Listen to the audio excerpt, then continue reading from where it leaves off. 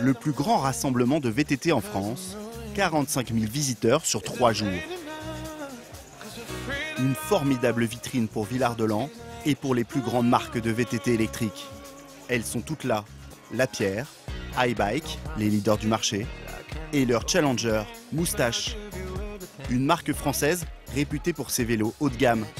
Son objectif, séduire les amateurs de VTT classiques et les convertir à l'électrique.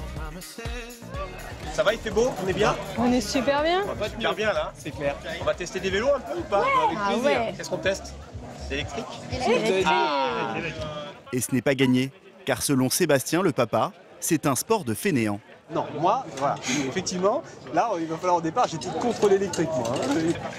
Alors j'ai une petite surprise pour vous. Elle est derrière, je vais aller la chercher. Pour convaincre les indécis comme Sébastien, la marque s'est offert une caution sportive. Un double médaillé olympique. Je ne sais pas si vous connaissez. Sinon vous tapez sur Wikipédia. Double champion olympique de VTT, multiple champion du monde, multiple champion de France et premier champion de France VTT AE, donc vélo électrique, de la discipline. Donc Julien Absalon, pour ne pas le présenter, qui vous accompagnera. Oh là là. Julien Absalon, une référence mondiale du VTT classique. Il est devenu le principal ambassadeur de la marque française. Montant du contrat, 50 000 € annuels. Oui, c'est un gros investissement, mais Julien, qui est quelqu'un qui a cautionné le VTT AE dès que c'est sorti, pour nous, ça a été pas une révélation, parce qu'on savait très bien que le VTT AE a explosé, mais c'est quelque part, c'est un super outil, clairement de communication. Et là, c'est parti.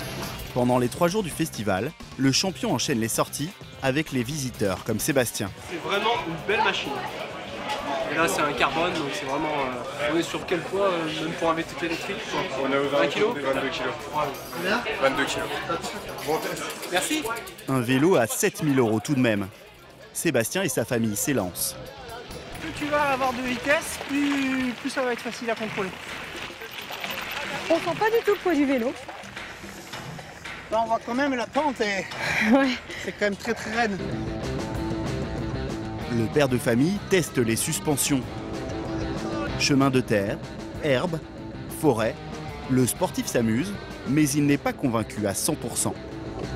Moi, en ce qui me concerne, je trouve que ça peut être une pratique complémentaire. J'ai d'abord envie de mettre mon budget dans un vélo classique, mais pourquoi pas plus tard. Malgré les réticences, l'opération séduction est réussie pour la marque. Tout le monde est de retour? Ouais. Entier? Entier. Tout le monde est content? Avec le sourire. Ouais. C'est des conditions Ah ouais. exceptionnelles, franchement, de matériel, d'accompagnement, enfin tout.